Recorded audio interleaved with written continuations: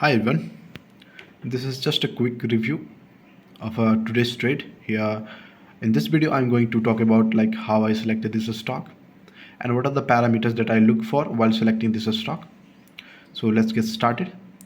uh, सबसे पहले जो मैंने जो सिलेक्शन के समय में देखा, मैं ट्रेंड देखा कि HDFC बैंक का ट्रेंड क्या है। तो 60 मिनट में इसका HDFC का ट्रेंड अपवर्ड था, डेली में भी अप था। ओके, देन आई क्या करा मैंने, ये जो वी फॉर्मेशन जो एग्रेसिव वाला हुआ था, इसके बाद जो ये कंप्लीट डाइजेस्ट किया गया था। तो अगर आप इस एरिया में देखो तो कुछ इस वाले सेक्शन को ये होल्ड कर रहा था, इस वाले सेक्शन, राइट।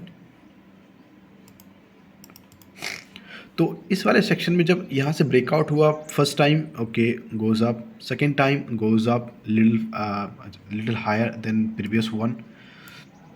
उसके बाद आप देखो मूवमेंट स्लो हो गया।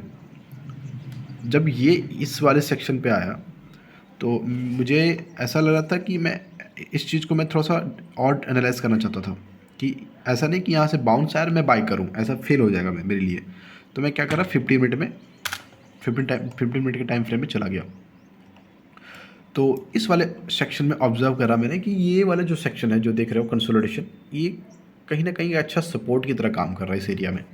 क्योंकि देखो ना, इस एरिया में आया अपवर्ड, इस एरिया में आया एंड देन दिस मच। सो मुझे एक अंदाज़ा था कि अगर ये ब्रेकआउट होता है तो मैं सेलिंग करूँगा, पर ऐसा हुआ नहीं। देन ये वाला ब्रेकआउट लाइक हियर, ये वाला जो फर्स्ट 15 मिनट कैंडल है, आप थोड़ा सा इसमें ऑब्जर्व करो। ठीक है, तो वॉल्यूम को देखो, है ना, एंड देन कैंडल स्टिक का पैटर्न देखो।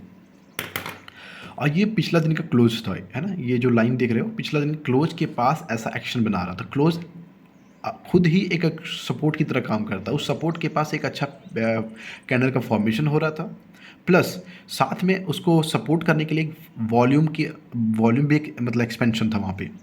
तो मैं एक और कन्फर्मेशन लेना चाहता था कि वीवो कहाँ पर ट्रेड कर रहा है मेरा, मतलब कि किस एरिया में है।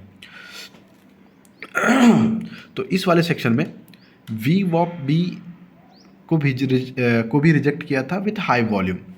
तो इस वाले सेक्शन में मैंने क्या करा, ये जो क्लोजिंग बेसिस पे यहाँ पे मैंने बाय किया और स्टॉप लॉस इसको इसके नीचे रखा। इस जस्ट 15 मिनट जो है ना ये कैंडल, उसके नीचे रखा। और मैंने यहाँ से इस चीज़ को, क्योंकि मुझे ज़्यादा इसमें कॉन्फिडेंट नहीं लग रहा था, क्योंकि एक्चुअली जो रीज़न क्या है ना कि सपोर्ट के पास जब मैक्सिमम टाइम बार बार सपोर्ट ले रहा है तो वो वीक होना स्टार्ट होता है, मुझे वो स्ट्रांग नहीं, वीक होने का सिग्नल दे रहा था। पर मैंने एक चांस लिया इस पर। तो मैं क्या करा ना कि इस वाले सेक्शन में सबसे जो हाईएस्ट वॉल्यूम था इस वाले कैंडल पे, देखो ना, इस कैंडल पे इस वाले दिन में सबसे हाईएस्ट वॉल्यूम किस पूरे दिन में सबसे ज़्यादा जो फर्स्ट 15 मिनट कैंडल जो वॉल्यूम आया था इस वाले कैंडल पे आया था। उस कैंडल के लो को मैंने मार्क किया और यहाँ पे अपना प्रॉफिट बुक कर लिया, जो भी था 1 पॉइंट समथिंग होगा, 1.4 या 3 होगा मेरे ख्याल से। तो मैंने यहाँ पे बुक कर लिया इस वाले सेक्शन में। तो एंट्री यहाँ पे, एसएल यहाँ पे, और यहाँ से निकल गया, है ना। अब देखो निकल गया मैं, अब देखो प्राइस नीचे आ रहा है। तो अगर एक अच्छा सपोर्ट होता ना तो यहाँ से एक प्राइस का अच्छा मूवमेंट देखने को मिलता, पर ऐसा हो नहीं रहा है। सो हो सकता है कल चांसेस ऐसा है बन रहा है कि कल ऐसा हो सकता है कि बैंक HDFC बैंक एक मतलब डाउन साइड का मूवमेंट दिखा सके।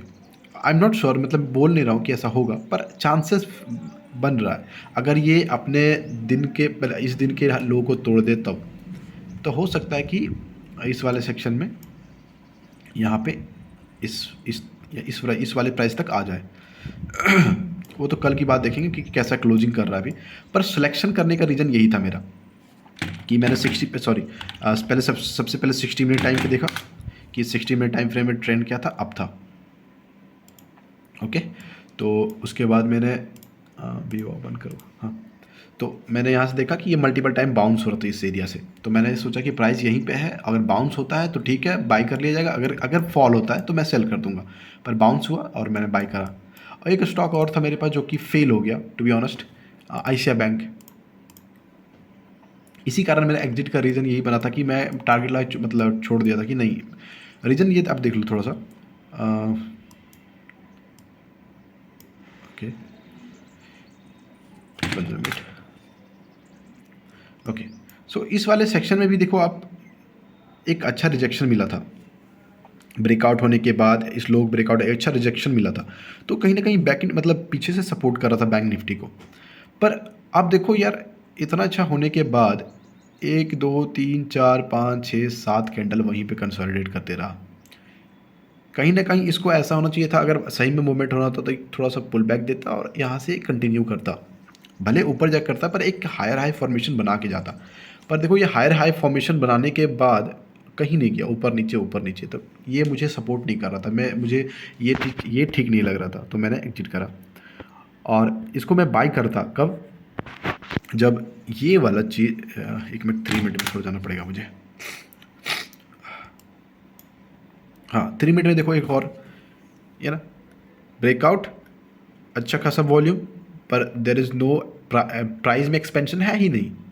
Chop chop chop chop chop इस एरिया ब्रेकआउट किया एंड देन दिस हैपन। ये देखो फर्स्ट टाइम ऐसे कुछ सीन हुआ, अप गया, सेकंड टाइम भी इसी वाले से बाउंस किया पर ऐसा कुछ फेल हो गया एंड देन ब्रेकआउट। सो ये ट्रेड मेरे लिए एक अच्छा नहीं था। अगर यही चीज़ अगर ऐसा होता कि ऐसा वॉल्यूम कुछ आया, कुछ देर होल्ड किया एंड ब्रेकआउट, अच्छा कैंडल एक शॉट में अप साइड क्लोज करता और टेस्ट करके जाता, तो मैं यहाँ पे बाई करता, इसके अच्छा टारगेट था मेरे लिए। पर ऐसा हुआ नहीं, तो मैंने अवॉइड करा। एक ट्रेड और था, एक्चुअली ये आज कोरिलेशन नहीं हो पा रहा था, तो Can bank, yes Can bank, no no Can bank नहीं था, ये था हिंड पेट्रो, या दिस वन। एक्चुअली ये मेरे से मिस हो गया। एक्चुअली मैं बहुत ऑप्टिमिस्ट ये मतलब ये बना के रखा था कि मैं इस वाले सेक्शन में बाई करूँगा, इस वाले जब आएगा वापस तब, इस वाले है ना, ये देखो छोटू सा कैंडल, हाँ इस वाले सेक्शन पे, तो पर आया नहीं। एक्चुअली मैं जब देख रहा था इसको, तो मैं सोच रहा था कि अगर ये थोड़ा प्राइस नीचे आता और यहाँ से ब्रेकआउट देता तो मुझे थोड़ा सा कॉन्फिडेंट आता, पर एक्चुअली हुआ नहीं ऐसा और एक अच्छा मूवमेंट देके गया। तो अगर मैं इसको ट्रेड करता तो कम से कम 3 आवर तो था इसमें। सो कोई ना, नेक्स्ट दिन देखते हैं इसके लिए, है ना। सो आज के लिए बस इतना। आई होप आपने कुछ सीखा हो, सीखा है तो प्लीज़ लाइक शेयर सब्सक्राइब करना या नहीं करना आपकी मर्ज़ी। चलो ठीक है, थैंक यू।